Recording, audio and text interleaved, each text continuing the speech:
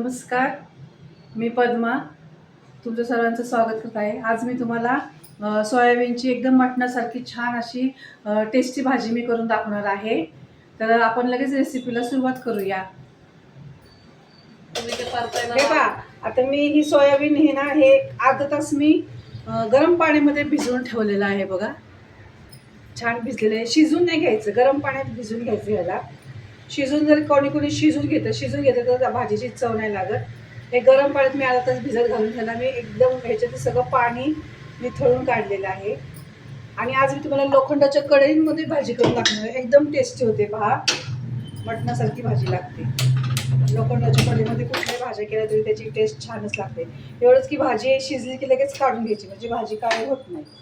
बऱ्याच जणी म्हणतात की भाजी काळी होते, मग ते कसं काय त्यात, पण नाही, भाजी शिजली ना की तुम्ही भाजी लगेच काढून घ्या, अजिबात काळी होत नाही. आता सोयाबीन शिजायला काय वेळ लागणार नाही आहे, त्याच्यामुळे ती भाजी नाही काळी होणार आपल्याला. आता गॅस कढई ठेवली आहे, तर गरम करून घेऊया आपण. 2 पळ्या तेल घातले. कढई गरम करून घ्यायची आपल्याला छान. थोडंसं तेल तापलं की आपण त्याच्यामध्ये थोडंसं जिरं घालणार आहे.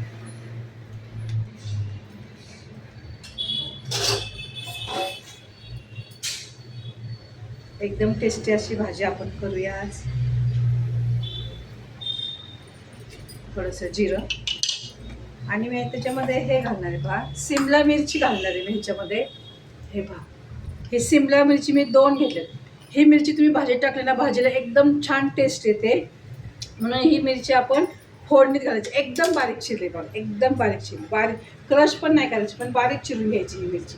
सुरुवातीला तेलामध्ये ही मिरची घालायची, म्हणजे फोडणीला ह्या मिरचीचा एक छान वास येतो आणि आपली भाजी टेस्टी होते. आता ह्याच्यामध्ये मी मिरची घालते आणि ती आपण परतून घ्यायची. आता छान भाजी शिमला मिरची परतली ना, गॅस मोठाच करायचा. शिमला मिरची परतली की आपण त्याच्यामध्ये मग कांदा घालणार आहे. कारण शिमला मिरचीचा छान तडका बसला ना आपल्या भाजीला, तर भाजीची चव छान लागते एकदम. तुम्ही जरूर हे असं करून बघा. सोयाबीनच्या भाजीमध्ये ही मिरची घालून तुम्ही भाजी करून बघा, एकदम छान लागते बघा भाजी. तुम्हाला जर नसेल वाटत नाही, एक छोटीशी टाकली तरी चालेल. आता हे मी 2 मोठ्या चिरून घेतलेल्या आहेत शिमला मिरची. त्याच्या त्या बिया काढून घ्यायच्या. गॅस मोठा आहे, तर त्याच्यामध्ये मी हे 2 मोठे कांदे चिरलेले घालते. आता हे आपण परतून घ्यायचे, गुलाबी रंग होईपर्यंत चांगलं परतून घ्यायचं याला. हे कांदा आणि ही शिमला मिरची छान परतून झाली. ह्याच्यात मी 2 टोमॅटो घातले, ते असेच लाल करून घेऊ आपण, छान परतून घेऊ. हे पाहता मी छान परतून झालं आपलं. थोडंसं ह्याच्यात मीठ घालणार आहे. मीठ आपण घातलेलंच नाही आहे. अर्धा चमचा मीठ घातले. थोडीशी कोथिंबीर परतायचं छान.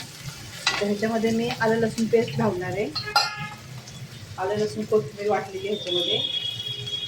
1-1.5 चमचा आलं लसूण पेस्ट परतायचं छान. थोडंसं गॅस बारीक करायला आणि बारीक गॅसने परतून घ्यायचं. हळद टाकायची.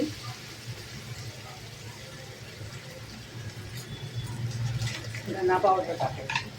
एकदम मटणासारखी भाजी करूया का आपण. परतायचं तरी छान. थोडंसं वाटण घालायचं त्याच्यात. खोबरं कोथिंबीरचं हे वाटण आहे. तुम्हाला कितपत भाजी घट्ट पातळ करायची आहे, तुम्ही सुकी पण करू शकता ही भाजी. त्याला नुसते कांदा टोमॅटोमध्ये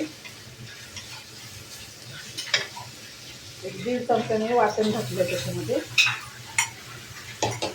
आपला घरचा मसाला, तिखट आवडीप्रमाणे. थोडासा बिर्याणी मसाला घालते मी ह्याच्यामध्ये. बिर्याणी मसाला घातला आणखी टेस्ट येते भाजीला बघा. पुन्हा परतायचं ह्याला. आणि ह्याच्यामध्ये आपल्याला गरम पाणी घालायचं. आता हे सोयाबीन आहे, हे मी ह्याच्यामध्ये घालते सगळे.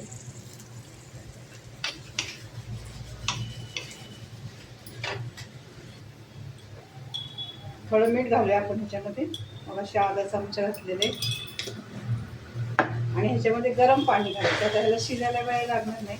आता ह्याच्यामध्ये मी गरम पाणी घालून ह्याला आपण छान शिजून घेऊया. आपल्याला याची ग्रेव्ही करायची आहे. पण पाणी वाढली तुम्हाला ती पाणी घाला तुम्ही. उकळेपर्यंत गॅस मोठा करायचा आणि मग उकळे आले की बारीक गॅस त्याला छान शिजून द्यायचं आहे. हे पहा मटणासारखी भाजी दिसते.